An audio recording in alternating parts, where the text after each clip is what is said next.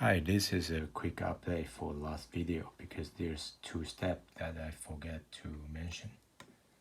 First is like how you make it to be like from this.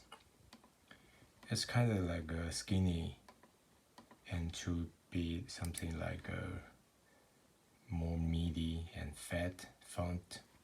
So it's by applying this displace modifier and the setting is something like this. So you will get from this to this, and after apply that, and you just draw another curve on top of this text sculpture. So yeah, it's something like that.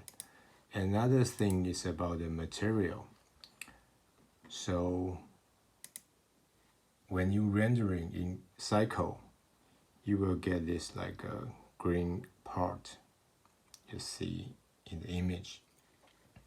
So the reason for that is mostly because of this subsurface. So you give some subsurface, and this subsurface IOR, you tweak this a little bit. So the place that is intersecting, the face is intersecting each other, will be like something green like this. And the color is controlled by, it's depend on the color you have, and also about this subsurface radius. So that's how you can make the final result that looks like this. So I hope you guys enjoying playing around with this, and more video are coming.